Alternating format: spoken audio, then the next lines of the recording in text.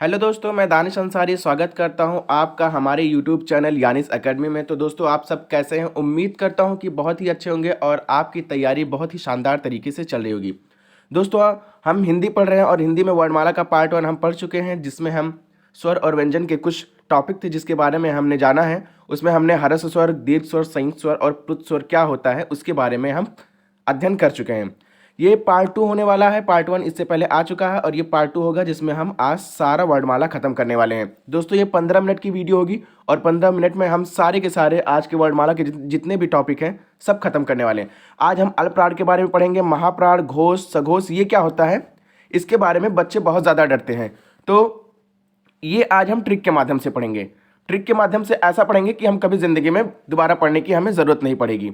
ठीक है। और मैं ये दावा करता हूँ दोस्तों, अगर हमारी ये वर्णमाला की क्लास आप देखते हैं तो पेपर में अगर कोई भी पेपर आप दे रहे हैं, लेखपाल का हो गया, टेट का हो गया, यूपी टेट का हो गया, एमपी टेट का हो गया, तो इससे बाहर आपका क्वेश्चन नहीं जाने वाला है। दोस्तों, बगैर देरी के हुए शुरू करते हैं हम लोग आज का टॉपिक। देखिए, मैं कुछ प्रीवियस जितना भी आपको मैंने पढ़ाया है पिछला, उससे मैं जोड़ना चाहता हूँ। देखिए, इससे पहले हमने जो वर्ड होते हैं उनको हमने बांटा था। जो वर्ड होते हैं उनको हमने कितने भागों में बांटा था? 3 भागों में। कौन कौन सा? एक उच्चारण के आधार पर बांटा था, और एक वायु संवेग के आधार पर बांटा था, और दूसरा हमने तारत्व के आधार पर बांटा था। तो पहले वाले एपिसोड में हम उच्चारण के आधार पर पढ़ चुके हैं। आज हम क्या पढ़ेंगे? वायु संवेग के आधार पर और तारत्व के आधार पर क्या होता है उसको पढ़ेंगे। तो दोस्तों, बिना देर किए हुए शुरू करते हैं आज हम। देखिए, पहला टॉपिक है हमारा वायु संवेग के आधार पर। देखिए, वायु संवेग के आधार पर वर्ड को 2 भागों में बांटा गया है। कितने भागों में बांटा गया है? 2 भागों में। कौन कौन से? अल्पप्राण और महाप्राण। देखिए, अल्पप्राण और महाप्राण होता क्या है, आगे देखिए। अल्पप्राण का अर्थ होता है थोड़ा या थोड़ी हवा। जो अल्पप्राण का मतलब है वो थोड़ा या थोड़ी हवा है। इस प्रकार अल्पप्राण शब्द का अर्थ हुआ थोड़ी हवा। देखिए, जिन वर्णों के उच्चारण में वायु धीरे से ली जाए अथवा छोड़ी जाए उसे अल्पप्राण कहते हैं। जो अल्पप्राण वर्ण होते हैं उनको जब हम उनका उच्चारण करते हैं तो उसमें हम जो सांस लेते हैं वो स्लो लेते हैं और स्लो ही छोड़ते हैं। ऐसे शब्दों को बोलने के लिए जिनमें सांस को कम छोड़ा जाए और कम लिया जाए उनको हम अल्पप्राण कहते हैं। ठीक है, आगे बढ़ते हैं। देखिए, अल्पप्राण ध्वनियां निम्नलिखित हैं। कौन कौन सी हैं? इसमें सिर्फ अल्पप्राण, अगर आपको याद करना है कि अल्पप्राण क्या होता है, तो सिर्फ मेरे कहने से आप ये एक कोड होता है 135, इसको आप याद कर लीजिए। देखिए कैसे आगे होता है। जो वर्ग होता है, प्रत्येक वर्ग का पहला, तीसरा और 5वां वर्ण अल्पप्राण होता है। ठीक है। और एक चीज, अब इसको मत देखिए, सिर्फ इसको देखिए। वर्ग का पहला, तीसरा और 5वां जो वर्ड होता है उसको हम अल्पप्राण कहते हैं। देखिए, ये पहला है, ये तीसरा है और ये 5वां है। ये पूरी की पूरी लाइन जो है ये पहला वर्ग का पहला वर्ड है, ये वर्ग का तीसरा वर्ड है और ये वर्ग का 5वां वर्ड है। हाँ, 5वां वर्ड है। देखिए, का पहला वर्ड है, खा को छोड़ दिए क्योंकि खा दूसरा हमारा होता है। फिर गा है, गा हमारा क्या है? तीसरा है। उसके बाद घा आता है, घा को हमने छोड़ दिया। फिर डा है, डा जो होता है वो भी हमारा अल्पप्राण होता है। ऐसे ही सभी, ये का वर्ग का है, ये चा वर्ग है, ये टा वर्ग है, ये ता वर्ग है, ये पा वर्ग है। तो जितने भी ये 5 वर्ग होते हैं, इन 5 वर्ग के पहले और तीसरे और 5वां जो वर्ड होता है उसी को हम क्या कहते हैं? अल्पप्राण कहते हैं। और देखिए, इसमें एक और चीज, प्रत्येक अंतस्थ व्यंजन, जितने अंतस्थ व्यंजन होते हैं उसको भी हम अल्पप्राण कहते हैं। अंतस्थ व्यंजन कौन कौन से हमने बताया था? पिछली बार मैंने बताया था, पिछली वीडियो में, जो अंतस्थ व्यंजन होता है वो हमारा 4 होता है। कौन कौन सा होता है? या, रा, ला और वा होता है। दोस्तों, उम्मीद करता हूं अल्पप्राण आपको समझ में आ गया होगा। आगे बढ़ते हैं, इसको और मैं डिटेल से समझाता हूं। आगे देखिए, फिर पढ़िए महाप्राण के बारे में। देखिए, जिन वर्णों के उच्चारण में वायु तेजी से ली जाए। देखिए, अल्पप्राण में क्या था? अल्पप्राण में स्लो ली जाती है वायु, लेकिन महाप्राण है, इसमें वायु तेजी से ली जाती है और तेजी से ही छोड़ी जाती है। ऐसे शब्द जिनके उच्चारण में जो वायु होता है उसको हम तेजी से लें और तेजी से छोड़ें तो वो क्या हो जाता है हमारा? वो महाप्राण हो जाएगा। प्रत्येक वर्ग का दूसरा और चौथा वर्ग, प्रत्येक वर्ग का दूसरा और चौथा वर्ग महाप्राण होता है। ठीक है। देखिए, उसमें क्या था? प्रत्येक वर्ग का पहला, तीसरा और 5वां जो वर्ड होता है वो अल्पप्राण होता है। लेकिन इसमें क्या है?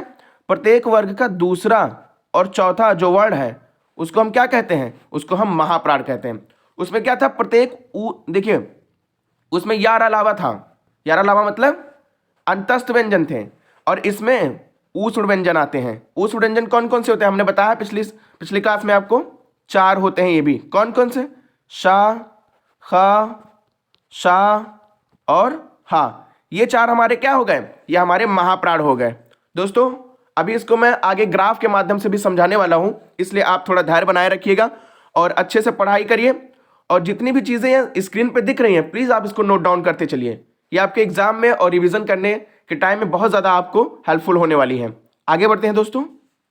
देखिए महाप्राण, महाप्राण देखिए जो का होता है ये का वर्ग है, ये खा, और ये चा वर्ग है, ये टा वर्ग है, ये ता वर्ग है और ये पा वर्ग है। ठीक है, तो जो का वर्ग है इसका देखिए ये दूसरा है, वर्ग का दूसरा वर्ड है, और ये वर्ग का चौथा वर्ड है।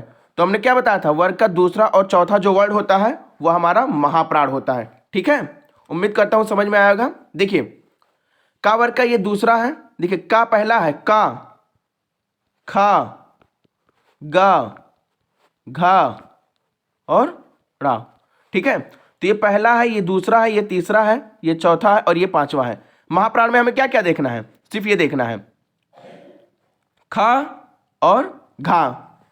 देखिए महाप्राण में हमें सिर्फ दूसरा और चौथा देखना है। तो देखिए खा हो गया, घा हो गया, ऐसे ही चाचा जाजा का छा हो गया और झा हो गया, ये दूसरा है और ये चौथा है।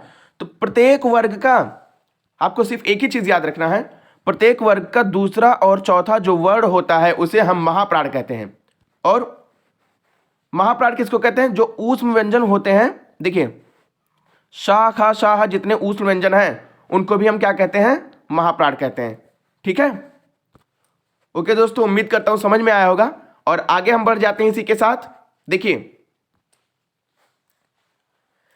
अब हमारा वायु संवेग के आधार पर खत्म हो गया, हमने उच्चारण के आधार पर पढ़ लिया, हमने वायु संवेग के आधार पर पढ़ लिया। अब हमारा टॉपिक आता है तारतम्य के आधार पर। तो देखिए तारतम्य के आधार पर क्या होता है, तारतम्य के आधार पर वर्ड के 2 भेद होते हैं। कितने होते हैं, इसमें भी 2 होते हैं, वायु संवेग में भी 2 ही थे, तारतम्य के आधार पर भी 2 ही हैं। इसमें कौन कौन से, पहला घोष है, सघोष है, घोष को ही सघोष कहते हैं, और दूसरा हमारा है अघोष है। ठीक है दोस्तों, अगर हमारी वीडियो पसंद आ रही होगी तो आप प्लीज इसको सब्सक्राइब करिए और आगे बढ़ जाते हैं इसी के साथ। देखिए घोष क्या होता है, जिन वर्णों के उच्चारण में तारतम्य या कंपन पैदा होता है, यानी जिन वर्णों का उच्चारण हम करेंगे तो हमारे गले से उसको बोलने में तारतम्य या कंपन जो होता है वो निकलेगा, तो उसे हम क्या कहेंगे, घोष कहते हैं। ठीक है, और इसमें भी प्रत्येक अंतस्थ व्यंजन, जितने भी अंतस्थ व्यंजन हैं, और हा वर्ड, अंतस्थ व्यंजन तो होगा ही, उसके साथ साथ जो हा वर्ड है ये भी घोष वर्ड है। ठीक है, देखिए प्रत्येक, और घोष में एक चीज और लिख लीजिए, जो स्वर वर्ड होते हैं इनको भी हम घोष वर्ड कहते हैं। आगे देखिए कैसे कहते हैं। देखिए सघोष को याद करने का एक सिंपल सा ट्रिक, जैसे अल्पप्राण को हमने याद किया तो 1 3 5, और महाप्राण को याद किया तो 2 4, तो ऐसे जो सघोष हमारा है इसको भी याद करने का हमारे पास एक ट्रिक है।